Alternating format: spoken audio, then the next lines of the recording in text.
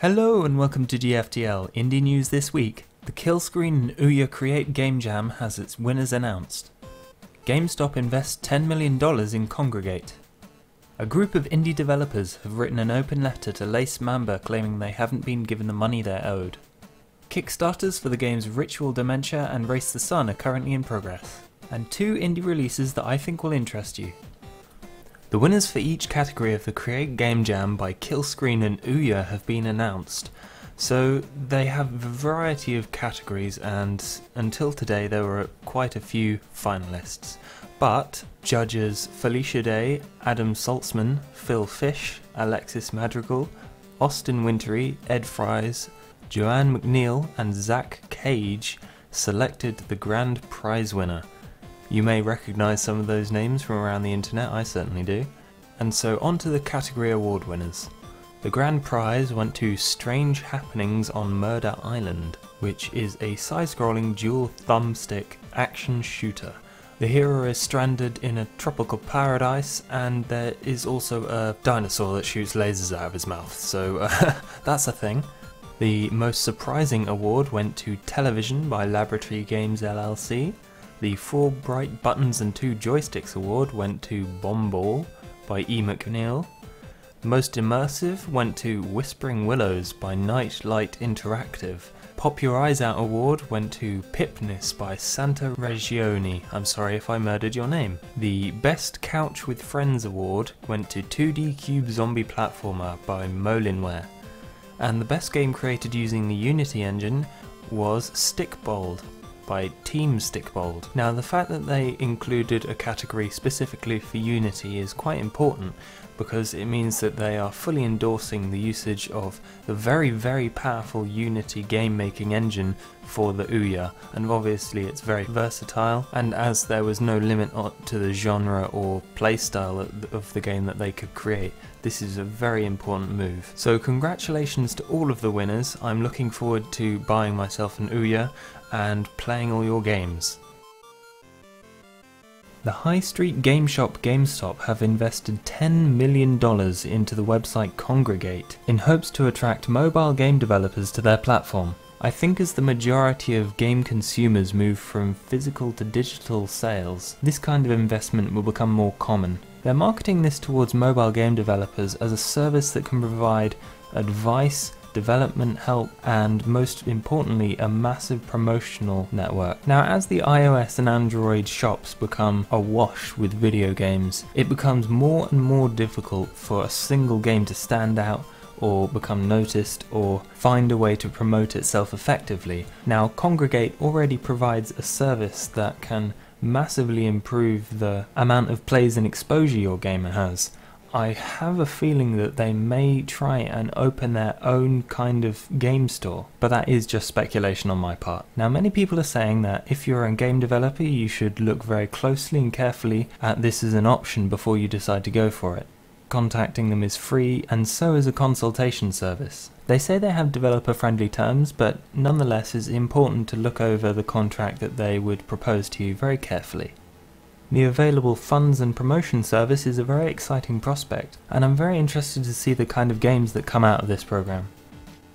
The indie developers Amanita Design, Colibri Games and Daedalic Entertainment have written an open letter to the publisher Lace Mamba. In it, they say the British publisher and distributor have breached the contract with them by not paying royalties and guarantees owed to them. You may know these developers from their games Machinarium by Amanita Design, Deponia by Daedalic Entertainment, and Tiny Bang Story by Colibri Games, and these are the games that they signed the contract with for the publisher and distributor Lace Mamba Global between November 2009 and April 2011. The letter is partly an explanation of their situation and partly a warning for other independent developers to stay away from Lace Mamba Global and Mamba Global Limited and Mamba Games Limited entirely. This isn't an isolated incident, however, as Digital Jesters had a story very similar a few years ago, and since this open letter, other indie studios have come forth and said that they have received no communication or contact with Mamba Games. Seemingly they're trying to give these smaller studios the slip just because they don't have the spare money to go in for legal action.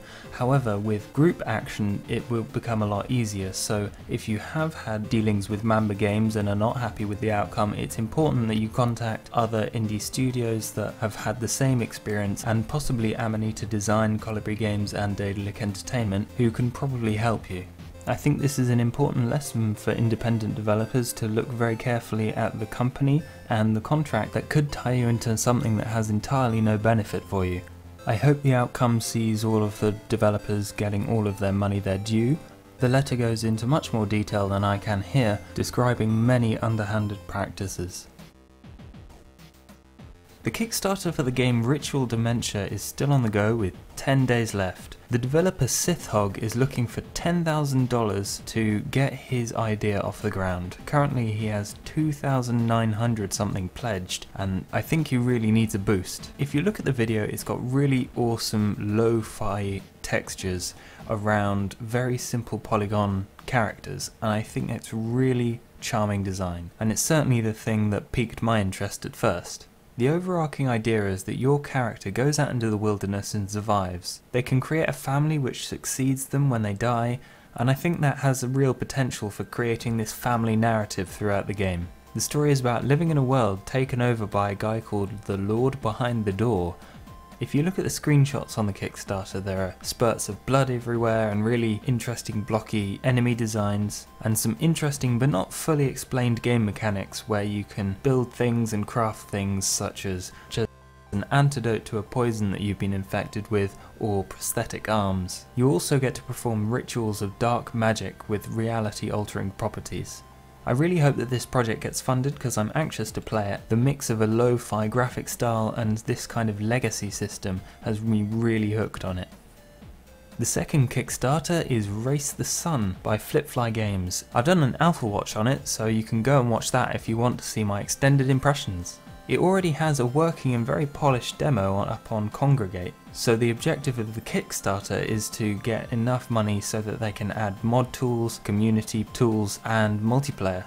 Things like leaderboards and the ability to change the environment, the colours of everything. I think it's a really interesting prospect, and the fact that they already have a very engaging demo is quite reassuring for the risk-reward part of this Kickstarter.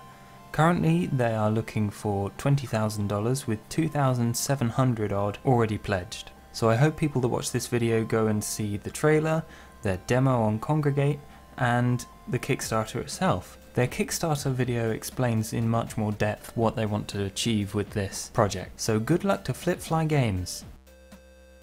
And now on to indie releases. The Bridge by Ty Taylor and Mario Castaneda is available on the 22nd of February from Steam. It is currently available for pre-purchase at 20% off, which makes it £9.59. I'm not sure what that is in dollars. However, it's got an MC Escher style art and puzzle solving element, which includes 2D platforming.